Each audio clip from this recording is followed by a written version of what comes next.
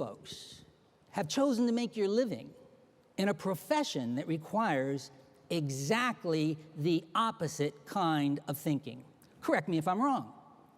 You and your teams are supposed to be generating a relationship with a client, sitting down with them, do a fact finder, learn about them, understand them as unique individuals, find out what their financial needs are, and then go back and construct for them a personalized, unique, individual financial plan that serves their particular needs. Isn't that what most of you do in one way, shape, or form? That's the opposite of what that scatterbrain thinking I'm talking about is. When you're driving down the highway thinking about what you should have done, could have done, might have done, some folks do that in appointments. That could be disastrous. You can always tell when people are there. I'm going to date myself again, by the way. Do any of you remember who coined the word rock and roll? Do you know who that was? It was a disc jockey out of Cleveland. Coined the word rock and roll. He's also a famous disc jockey whose name at the moment eludes me. I can't believe I can't remember his name. Alan Freed. Nonetheless, he coined the term rock and roll, and he was famous for a number of statements, and here's one of them. Alan Freed always played music loud when he was doing his show on the air. Always had the music blasting full blast. Used to drive his sound engineers crazy. One day, one of his sound engineers said, "Alan, why do you always play the music so loud?" His answer was, "Because they always know when you're listening." They always know when you're listening. I will make the same statement to you. They always know when you're listening. When your producers go into that person's home or office and sits toe-to-toe with that client knows if they're there mentally 100% or not, or if their mind is somewhere else. If a client calls you with a service problem and you're on the phone with them, same time you're playing with your computer or fiddling with your they know that, they feel that. I have two brothers, an older one and a younger one, love them both dearly. My older brother drives me crazy. I call him sometimes, whenever my older brother is on the computer, you're talking to a wall. How are things, Lou? Fine. How's the family doing? Good. What's new at work? Nothing. See you later. You can tell he's on the computer. Now, when he's not on the computer, he's a completely different character. Totally, and that's what's happening to some of your producers. They're going in there with this scatterbrain, head in the cloud type of thinking, and what a coincidence. Do any of you happen to know what the next generation of computing has already been called? You'll hear this term, if you have not, in the next year or two a lot. The next generation of computing is called cloud computing. What a surprise. Give us your information, and we will store it for you up in the clouds. Give us your programs, and we'll put them up in the clouds. Give us all your sensitive information, and we'll put it up in the clouds. Well, where's my information going? Out there somewhere. Where is it going to be stored? Well, I can't tell you precisely, because a little bit's here, a little bit there, a little bit there. Are you sure no one's going to be able to access it? Trust me. Trust me. Get ready for cloud computing, because that's the next thing around the corner. Again, you've chosen a profession that requires exactly the opposite type of thinking. Your clients are going to know if you're listening to them.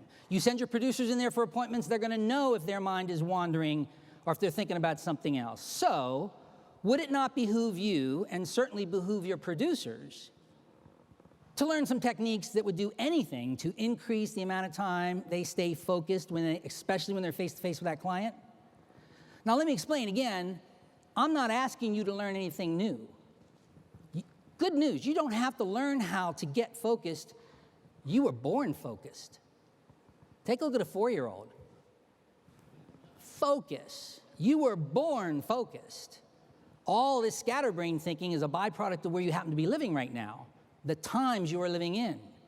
You're born, it's not hard to learn how to get focused. You learn how to do that.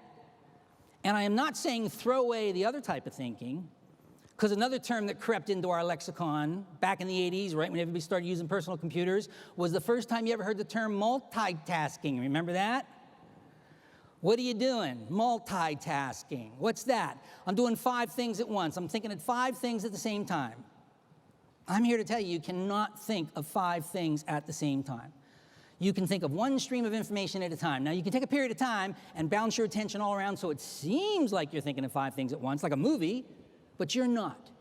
You can only think of one thing at a time. So, Anything that you can do and your producers can do to get and stay focused, certainly and especially while they're face-to-face with their clients, is probably going to push up your ability to communicate and relate to those clients. Yes or no? So let's get to the point. Normally, when agencies bring me in, I have a lot of time to develop a lot of different ideas. Obviously, I'm constrained this morning time-wise. I only have time, unfortunately, to show you 2 techniques. But I will show you 2 very simple things you can do that will almost instantly increase the amount of time you spend focused as opposed to head in the clouds. And the first is a very, very, very simple technique, and I know it sounds strange, but I'm going to go back to this little toy again. All of these smartphones that you folks carry around in your pockets and purses, all of them have built-in schedulers. Here's what I recommend you do. Take a minute or 2 and program this little machine you have in your pocket to either vibrate or buzz every 15 minutes. Remind you every 15 minutes for the next 24 hours or so. Now, why would I want you to do that? If you had this in your pocket or purse, and every 15 minutes you heard the chime or you heard the buzzing sound, I'm going to invite you to stop what you're doing for just an instant and ask yourself, what am I thinking about right now? What was just going on in my head when that buzzer went off? Get your head out of the clouds, pull it down to the here and now, and ask yourself, what was I just thinking? Every 15 minutes, what am I thinking, what am I thinking, what am I thinking? And some of you are going to be shocked at what pops out. Your thought process is habitual. Like anything else human beings do, you are creatures of habit. You have walking habits, talking habits, eating habits, breathing habits, sleeping habits, and you definitely have thinking habits. Some people have told me when they do this, it really surprised them because every time they heard the buzzer, they'd stop for a minute and ask themselves what they were thinking, and they realized they were worrying about something. One producer once said, the buzzer went off and I'm worrying as I'm on my way to the appointment that the client's not going to show up. I get there, it goes off again, I'm worrying the client's not going to sign the app. The client signs the app. I'm on my way back, it rings again, I'm worrying the client's going to call and change their mind. I worry all the time.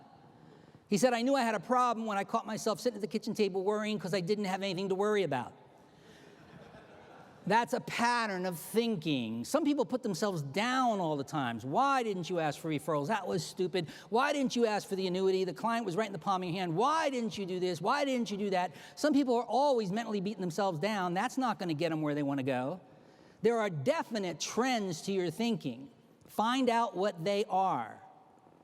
And one simple way of finding out, program these little computers you got in your pocket every 15 minutes. What am I thinking? What am I thinking? What am I thinking? And here's the side effect to that. Here's the beauty of that.